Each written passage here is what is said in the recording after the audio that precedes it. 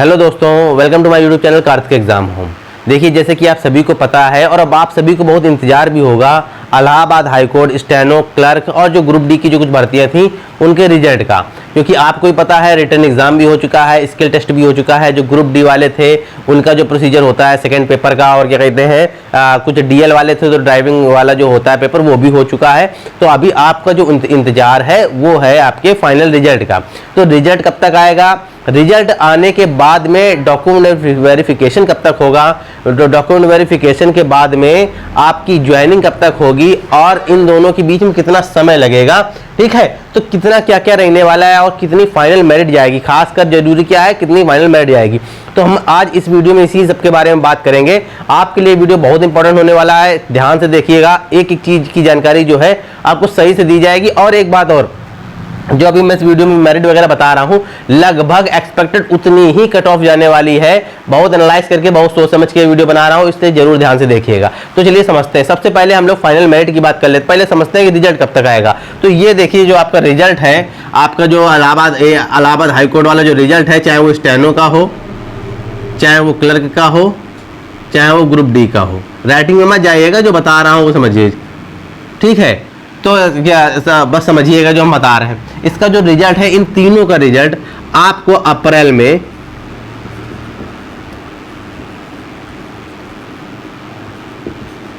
में 10 तारीख के पहले, 10 तारीख के पहले आपको देखने को मिल जाएगा। और शायद हो सकता है आपको पहले ही हफ्ते में देखने को मिल जाए, ऐसी उम्मीद है। पूर्णतया यही है। देखिए, इलाहाबाद हाईकोर्ट ज़्यादा समय नहीं लेता है अपनी भर्ती कराने में, और खासकर अगर पेपर करा दिया है तो रिजल्ट देने में ज़्यादा समय नहीं लेता है। तो आपको जो रिजल्ट है 10 तारीख के पहले आपका आ जाएगा।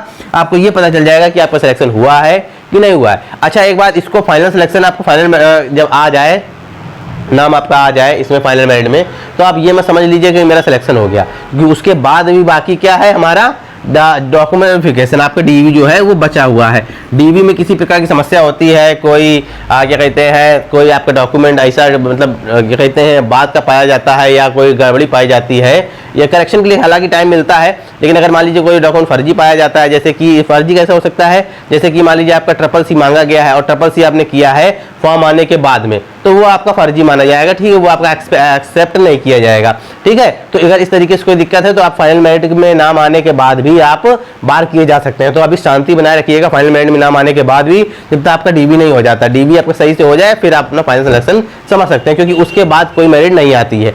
दूसरी बात क्या है कि अच्छा, एक चीज और समझ लेते हैं कि हमारा क्या कहते हैं, अब जिससे मान लीजिए डीवी हो जाता है, इसके बाद में हम ज्वाइनिंग कब तक मिलती है हमको, अभी एक एक करके समझते हैं। फाइनल मेरिट पहले समझते हैं, फिर क्या कहते हैं कब तक होगा, ज्वाइनिंग कब तक। अभी समझिए कब तक आपकी फाइनल, जो आपका फाइनल रिजल्ट है वो तो हमने आपको बता दिया कि आपका 10 के पहले आ जाएगा।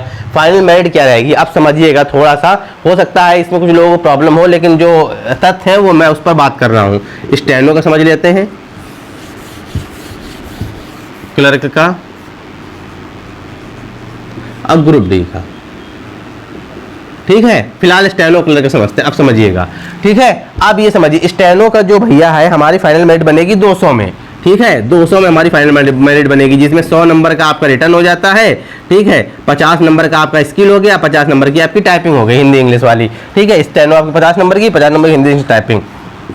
ये समझ लीजिए आपका जो फाइनल मेरिट इस बार बनने वाली है जनरल कैटेगरी की, जनरल की मैं बात कर रहा हूँ, जनरल कैटेगरी की जो फाइनल मेरिट बनने वाली है वो बनने वाली है लगभग 176 नंबर से। ये बिल्कुल क्लियर है। पिछली बार कम गई थी, 162 के आसपास गई थी, इस बार ऐसा नहीं है। लगभग 80-85 नंबर तक जिसके हैं उसका रिटर्न क्लियर हुआ है। तो इतना सरल नहीं है, इस बार मेरिट जाएगी, अच्छी खासी कठिन जाने वाली है, बढ़ के जाने वाली मेरिट। तो अभी आप इतना मान के चलिए, अगर आपके जनरल में, अगर आप जनरल कैटेगरी से बिलोंग करते हैं, EWS नहीं लगाया है आपने, तो आपके 176 नंबर के आसपास अगर बन रहे हैं, आप देखिए रिटर्न का तो आपको पता ही है कितने नंबर है।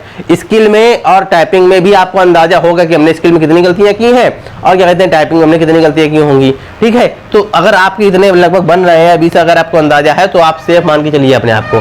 वहीं अगर EWS कैटेगरी से कोई कैंडिडेट बिलोंग करता है, EWS से, उसके अगर 165 के आसपास बन रहे हैं, तो अपने आप को सेफ समझे, ठीक है। OBC का कोई कैंडिडेट है, उसके अगर 172 के आसपास बन रहे हैं, तो ही अपने आप को सेफ समझे। SC वाला जो है, SC वाला, वो अगर उसके करीब 160 के आसपास बनना है तो वो सेफ समझे।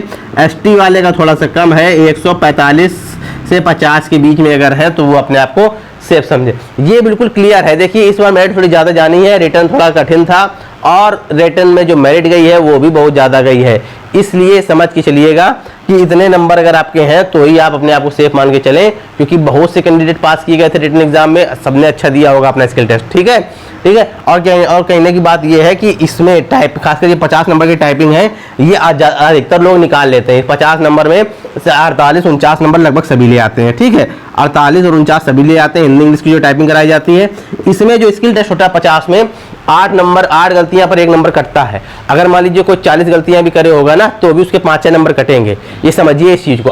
4 शब्दों में अगर कोई 8 गलतियां करे है तो उसका 1 नंबर कटता है। अगर किसी ने 40 गलतियां भी की होंगी तो मात्र उसके 5-6 नंबर कटेंगे। तो मान लीजिए 400 में 350 वर्ड कोई सही कर रहा है, 5 नंबर उसके कट भी जाते हैं तो भी उसके 45 आ जाते हैं। तो 45 और 48 मिला दिया जाए तो 93 के आसपास स्किल टेस्ट में नंबर आ जाते हैं। 100 में 93 के आसपास जो भी पढ़ने वाला कैंडिडेट वो 90 के ऊपर नंबर ले आता है इस स्किल टेस्ट में। और बाकी मेरिट तो इसकी अच्छी खासी गई थी इस बार रिटर्न की। तो अभी मैं बोल रहा हूँ कि 176 नंबर के आसपास आपकी मेरिट जाने वाली है जनरल कैटेगरी की, बाकी की मैंने आपको बता दी। अब बात कर लेते हैं क्लर्क की। देखिए वीडियो ज़्यादा लंबा नहीं करेंगे, समझते चलते हैं। बात कर लेते हैं क्लर्क की। क्लर्क में क्या है, जनरल कैटेगरी से अगर आप बिलोंग करते हैं इसमें मेरिट बनती है 150 में। ठीक है, 100 नंबर का आपका रिटर्न हो गया, 100 नंबर का आपका रिटर्न हो गया, 50 नंबर की आपकी टाइपिंग हो गई हिंदी इंग्लिश की 25-25 नंबर की। ठीक है, अब मैं फिर से बोल रहा हूँ वही बात, 50 जो टाइपिंग में कैंडिडेट जाता है रिटर्न पास करके वो 50 में 48 ले आता है, 48 आराम से ले आता है, 47 आराम से ले ही आता है वो। ठीक है, इससे कम ज़्यादातर किसी के नहीं आते हैं क्योंकि ज़्यादा स्पीड भी नहीं मांगी जाती है।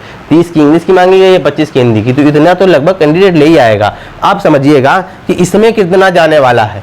इसमें अगर आप जनरल कैटेगरी से बिलोंग करते हैं, बिल्कुल समझिएगा, अगर आप जनरल कैटेगरी से बिलोंग करते हैं, ठीक है, और अगर आपके 134 के आसपास बनते हैं, ठीक है, आपने रिटर्न के जोड़ लीजिए और बाकी अपने 47-48 नंबर इसमें जोड़ लीजिए। अगर पास कर रहे हैं इतने तो ले ही आएंगे।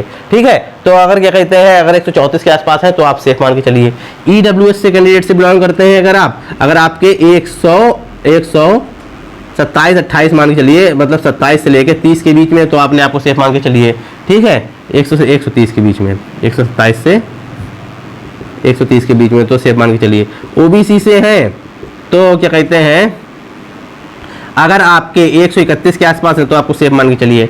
SC से बिलोंग करते हैं तो आपके 122 से लेके 127 के बीच में है तो आपने आपको सेफ मान के चलिए। ST से बिलोंग करते हैं तो 115 प्लस अगर है तो आप सेफ मान के चलिए। ये रहने वाला है, बिल्कुल क्लियर है, इससे कम मेरिट नहीं जाएगी। ठीक है, अभी देखिए मैंने आपको मेरिट बता दी है जनरल और क्या कहते हैं स्टेनो की और क्लर्क की। आप समझिएगा कि क्या क्या चीज़ें होने वाली हैं। आपकी DV रिजल्ट आने के बाद, मान लीजिए 10 अप्रैल के पहले रिजल्ट आ जाता है, इसके बाद आपको डॉक्यूमेंट वेरिफिकेशन कब होगा, तो रिजल्ट आने के लगभग 40 दिन के अंदर, लगभग आप 1.5 महीना भी समझ सकते बोल सकते हैं, लगभग 40 दिन के अंदर, मतलब मई के 20 के आसपास, 20 से 30 के बीच में आपका DV हो जाएगा। मई के क्या कहते हैं, DV कब तक होगा, मई के 20 तारीख से 30 तारीख के बीच में आपका DV हो जाएगा। ठीक है, डॉक्यूमेंट वेरिफिकेशन हो जाएगा। ठीक है, और इन्हीं बीच में, इन 40-50 दिनों के बीच में ही आपके डिस्ट्रिक्ट अलॉट हो जाते हैं। पहले क्या DV ऐसे नहीं होता है, DV अलग अलग तरीके से बुलाया जाएगा, अलग डिस्ट्रिक्ट से बुलाया जाता है। ठीक है, डॉक्यूमेंट वेरिफिकेशन कब होता है, अलग अलग डिस्ट्रिक्ट, जैसे मान लीजिए आप इसमें सेलेक्ट हो जाते हैं, फाइनल मेरिट में आपका नाम आ जाता है तो आपको डिस्ट्रिक्ट कोर्ट में ही आपको ज्वाइनिंग मिलनी है। ठीक है, तो डिस्ट्रिक्ट अलॉट हो जाता है पहले ही फाइनल मेरिट के बाद, और इसके बाद उसी डिस्ट्रिक्ट से आपको क्या कहते हैं, आपका ये आएगा डॉक्यूमेंट वेरिफिकेशन के लिए, वहीं पर आपको कराना पड़ेगा जाके। तो लगभग 40 से 45-50 दिन लगते हैं आपको, मतलब रिजल्ट के बाद से आपका DV होने में। तो मैं आपको क्लियर बता दे रहा हूँ कि मई के 20 मई से 30 मई के बीच में आपका हो जाएगा आपको डॉक्यूमेंट वेरिफिकेशन। इसके बाद ज्वाइनिंग कब तक होगी, जैसे ही आपका डॉक्यूमेंट वेरिफिकेशन हो जाएगा उसके 10-12 दिन के अंदर, 15 दिन के अंदर आपका मेडिकल हो जाएगा। ठीक है, मेडिकल हो जाएगा जून के 10 के बीच में, जून 10 तारीख के पहले आपका मेडिकल हो जाएगा और जून के लास्ट तक आपकी ज्वाइनिंग हो जाएगी।